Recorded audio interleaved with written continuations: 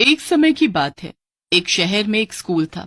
एक दिन हमेशा की तरह बच्चे उस स्कूल में जा रहे थे। सब बच्चों की प्रेयर के बाद क्लास भी शुरू हो गई थी, पर बस एक क्लास से बहुत ही शोर आ रहा था। शोर सुनकर साथ वाली क्लास की टीचर अपने क्लास के बच्चों को बिल्कुल भी पढ़ा नहीं पा रही होती। हद हो गई है इन बच्चों की। पता नहीं ये साथ वाली क्लास की टीचर क्या कर रही है जो बच्चे इतना शोर मचा रहे। अभी जाकर देखती हूँ। उस क्लास की टीचर साथ वाली क्लास में जाकर देखती है तो वहां कोई टीचर ही नहीं होती, इसलिए बच्चे शोर मचा रहे होते हैं। शोर किस लिए कर रहे हो तुम सब? और तुम्हारी टीचर कहाँ है? मैम, हमारी मैम आज आई ही नहीं है। अच्छा, मैं अभी देखती हूँ कि वो क्यों नहीं आई अभी तक, पर तब तक तुम लोग बिल्कुल भी शोर नहीं करोगे। टीचर स्टाफ रूम में जाकर पता करती है कि 5th क्लास की टीचर क्यों नहीं आई। मैम, उन्होंने तो रिजाइन दे दिया है, वो अब नहीं आएंगी। अब अगले दिन स्कूल में इंटरव्यू शुरू हो जाते हैं। इंटरव्यू में एक बड़ी ही सुंदर सी लेडी टीचर को जॉब के लिए अपॉइंट किया जाता है। अब अगले दिन से वो ज्वाइन भी कर लेती है। सारे बच्चे नई टीचर को देख बड़े ही खुश होते हैं। उनके मन में ये भी आ रहा होता है कि पता नहीं नई टीचर डांटती है या नहीं, पर फिर भी बच्चे बड़े खुश होते हैं। बच्चों, आज से मैं आपकी क्लास टीचर हूँ। मेरा नाम मधु है और आज से मैं ही आपको पढ़ाऊंगी। Okay ma'am. देखो बच्चों, मुझे अपनी क्लास में किसी तरह का शोर, बदतमीजी और कोई भी शैतानी नहीं चाहिए। सब बच्चे अच्छे से पढ़ाई करेंगे, वरना मैं पनिशमेंट दूंगी। बच्चों को लगता है कि सभी टीचर तो ऐसे ही बोलती हैं, तो इसमें डरने वाली कोई बात तो है नहीं।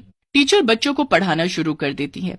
बच्चे बड़े ध्यान से पढ़ भी रहे होते हैं, पर तभी शीना, जो कि खिड़की के पास बैठी होती है, उसे खिड़की पर एक गिलहरी दिख जाती है।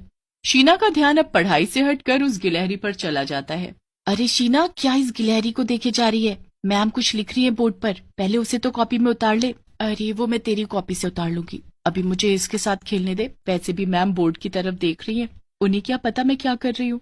सारे बच्चे अपनी अपनी कॉपी में काम उतार लेते हैं। टीचर अब पलटती है और सारे बच्चों पर एक नजर घुमाती है। शीना, अपनी कॉपी लेकर आओ। शीना तो इतना सुनकर ही घबरा जाती है, क्योंकि उसने तो कॉपी में एक शब्द भी नहीं लिखा होता। जी मैम, मैं? हाँ तुम्हारा नाम ही शीना है ना? पर आपको कैसे पता मैम? आपने तो हमारे नाम पूछे ही नहीं। मुझे सब पता चल जाता है। अब वहां खड़ी होकर क्या कर रही हो? जल्दी से कॉपी लेकर आओ। शीना डरते हुए अपनी कॉपी टीचर के पास लेकर जाती है। टीचर उसके हाथ से कॉपी लेती है तो उसमें एकदम खाली पेज होते हैं। टीचर शीना को एकदम गुस्से से लाल आंखों से देखती है। मैम वो मैम सॉरी, अब वो मैम मेरे हाथ में दर्द था इसलिए मैंने कुछ नहीं लिखा। हाथ आगे करो। Ma'am sorry ma'am, please ma'am sorry. मैंने कहा हाथ आगे करो। शीना डरते हुए अपना हाथ आगे करती है कि तभी नई टीचर उसके हाथ पर डंडा उठाकर मारना शुरू कर देती है। शीना की चीख निकल पड़ती है और सभी बच्चे ये देख बहुत ही ज्यादा डर जाते हैं। अगर जो मुंह से आवाज निकाली तो इससे भी बुरी सजा दूंगी, समझी? आगे से ऐसा नहीं होगा मैम, गलती हो गई, सॉरी मैम। शीना के हाथ टीचर मार मार कर बुरे कर देती है और उसके बाद वो उसको धमकी देती है। अगर जो मेरी शिकायत स्कूल या घर पर किसी से की तो पता है ना मैं क्या करूंगी? नहीं मैम, मैं किसी को नहीं बताऊंगी। अचानक लंच ब्रेक की घंटी बज जाती है। सब बच्चों को चैन की सांस मिलती है। टीचर के जाने के बाद सब बच्चे बात करने लगते हैं कि आखिर उनको कैसे पता चला कि शीना ने काम नहीं किया है, जबकि उनका मुंह तो बोर्ड की तरफ था। वो उसकी बहुत बुराई भी करते हैं। उन्होंने तो कभी इतनी बुरी टीचर देखी ही नहीं होती। अब मधु टीचर बाकी टीचर के साथ स्टाफ रूम में बैठ जाती है। अरे मैम, आप भी लंच करो ना हमारे साथ। नहीं, मुझे भूख नहीं है। इतना कहने के बाद मधु एक बोतल में से एक गिलास में दूध डालती है और उसी को एक सांस में पी जाती है। थोड़ा सा दूध टेबल पर गिर जाता है। मधु बिना सोचे उस गिरे हुए दूध को टेबल से चाट लेती है। ये देखकर बाकी टीचर हैरान ही रह जाती हैं। मधु को एकदम ख्याल आता है कि ये उसने क्या कर दिया। अरे वो मुझे लगा कोई पेपर गीला ना हो जाए। खैर मैं चलती हूँ, मुझे एक फोन करना है। मधु के जाने के बाद सब टीचर एक दूसरे से बातें करने लगती हैं। आपने देखा इसने भी क्या किया? छी, दिखने में ऐसी और हरकतें कैसी। अब दिखी इसकी असली पर्सनैलिटी। सब उस नई टीचर का बड़ा मजाक उड़ाती हैं, पर ये एक दिन की बात नहीं होती। हर रोज वो नई टीचर बस लंच में दूध ही पीती है। सबको ये बात बड़ी अजीब लगती है। नई टीचर किसी से कभी बात भी नहीं करती, वो बस अकेले रहती है और उसके चेहरे पर कोई मुस्कुराहट नहीं होती। एक दिन की बात है, जब हमेशा की तरह वो अपनी क्लास में बच्चों को पढ़ा रही होती है। राहुल उस दिन काम करके नहीं लाया होता और उसके डर के मारे हालत खराब हुई रहती है।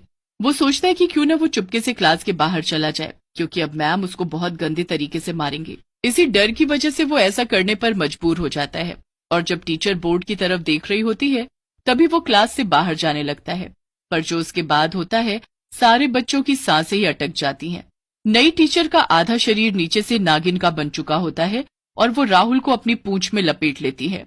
बचाओ बचाओ, ये तो चुड़ैल नागिन टीचर है। मैम मैम मुझे छोड़ दो, प्लीज मैम, प्लीज मुझे छोड़ दो। खबरदार जो मुंह से आवाज निकाली, पता है मेरे शरीर में कितना जहर है? अगर मैंने किसी को डस लिया ना तो वहीं तड़प तड़प कर मर जाओगे। तुम्हारी हिम्मत कैसे हुई मेरी क्लास से भागने की? एक तो काम नहीं किया और ऊपर से मेरी क्लास से भागने की जुर्रत की तुमने। अब तो तुम्हें अच्छी सजा मिलेगी। राहुल उस चुड़ैल नागिन टीचर की पूंछ से लिपटा हिल भी नहीं पा रहा होता। सारे बच्चे डर के मारे अपने अपने बेंच में छुपने लगते हैं। वो डर की वजह से चिल्ला भी नहीं पाते, पर इतने में चुड़ैल नागिन टीचर को बाहर से किसी दूसरी टीचर के आने की आहट होती है। खबरदार जो किसी के आगे कभी मेरे बारे में मुंह खोला, जिसने भी ऐसा किया तो मैं उसको डस लूंगी। एकदम से चुड़ैल नागिन टीचर अपने वापस पहले वाले सुंदर रूप में आ जाती है और तभी दूसरी टीचर भी वहां पहुंच जाती है। मैम आप अभी के अभी स्टाफ रूम में आ जाइए, प्रिंसिपल मैम ने कोई मीटिंग रखी है। ठीक है, मैं बस अभी आती हूँ, आप चलिए। चुड़ैल नागिन टीचर बच्चों को घूरती हुई वहां से दूसरी टीचर के साथ चली जाती है। उसके जाते ही राहुल जोर जोर से रोने लगता है। मैं कल से स्कूल नहीं आऊंगा, नहीं आऊंगा। राहुल तुम रो मत, वो हमारा कुछ नहीं करेगी। ऐसा होता तो हम में से कोई स्कूल नहीं आता, पर हम अपने मम्मी पापा को भी कुछ नहीं बता सकते और बिना मतलब वो हमारी छुट्टी भी नहीं होने देंगे। हाँ, और इस चुड़ैल नागिन टीचर को सब पहले से पता चल जाता है। हम कुछ नहीं कर सकते शीना, हम कुछ नहीं कर सकते। राहुल बहुत रोता है और उसके साथ बाकी बच्चे भी बहुत ही परेशान होते हैं कि आखिर वो क्या करे। कुछ दिन ऐसे ही निकल जाते हैं और फिर बच्चों की 3 दिन की छुट्टियां पड़ जाती हैं। ये मत सोचना कि तुम मुझसे बच जाओगे, 3 दिन बाद तुम यही होंगे मेरे पास। 3 दिन की छुट्टी पड़ते ही बच्चों की खुशी का कोई ठिकाना ही नहीं होता। वो इतने खुश होते हैं जैसे पता नहीं उन्हें क्या ही मिल गया हो। पर जैसे ही 3 दिन पूरे होते हैं, सब बच्चे स्कूल जाने के नाम पर रोने लगते हैं। बड़ी मुश्किलों से सबके माता पिता उनको स्कूल भेजते हैं। स्कूल जाने के बाद उनको उसी चुड़ैल नागिन टीचर का सामना करना पड़ता है। आ गए मेरे प्यारे बच्चों, चलो चलो चलो जल्दी से अपना काम निकालो। कुछ बच्चों का काम पूरा ही नहीं होता तो बस उन बच्चों को वो पहले की तरह अपनी पूंछ में लपेटकर पूरी क्लास में घुमाने लगती है। वो उनकी इतनी बुरी हालत कर देती है कि बच्चे उठने के काबिल भी नहीं रहते और वहीं जमीन में गिर जाते हैं। उस दिन बच्चों के साथ चुड़ैल सबसे ज्यादा बुरा करती है। बच्चे तो बस छुट्टी होने का इंतजार करने लगते हैं। फिर अगले दिन बाल दिवस होता है और सभी बच्चों को ग्राउंड में बुलाया जाता है। प्रिंसिपल ने बच्चों के लिए कुछ मनोरंजन के इंतजाम भी कर रखे होते हैं। बच्चे बड़े मजे से सब देख ही रहे होते हैं और आखिर में एक सपेरा बच्चों को सांप का खेल दिखाने लगता है। सपेरे को देख मधु बेचैन हो उठती है। सपेरा बीन बजाता रहता है और थोड़ी देर में ही मधु झूमने लगती है। झूमते झूमते वो सपेरे के पास पहुंच जाती है और चुड़ैल नागिन में बदल जाती है और नाचने लगती है। हे भगवान, ये क्या है? ये तो चुड़ैल नागिन है। ये सब क्या हो रहा है? इन 3 दिनों की छुट्टियों में स्कूल की हर क्लास में कैमरा लगाया गया था। मैंने उस चुड़ैल को इस कैमरे में देख लिया था और प्रिंसिपल को बताया। इसने इतने दिनों से बच्चों को बहुत ज्यादा परेशान किया हुआ है। आज इस चुड़ैल नागिन को पकड़ने के लिए इस सपेरे को बुलाया गया है। ये सपेरा मेरा कुछ नहीं कर पाएगा, कोई मुझे नहीं पकड़ पाएगा। सपेरा बीन बजाता चला जाता है और चुड़ैल नागिन खुद को नाचने से रोक ही नहीं पाती। नाचते नाचते वो इतनी मगन हो जाती है कि वो कब सपेरे के पिटारे में चली जाती है उसे पता भी नहीं चलता। उसके आते ही सपेरा पिटारे के ढक्कन को जल्दी से बंद कर लेता है। निकालो मुझे बाहर। अब तो इस पिटारे से कभी बाहर नहीं आएगी। बहुत दुखी कर लिया तूने मासूम बच्चों को। सपेरा उस पिटारे को अपने साथ ले जाता है। उसके बाद उनकी पुरानी टीचर स्कूल वापस आ जाती है, जिसे बच्चे खुशी से गले लगा लेते हैं।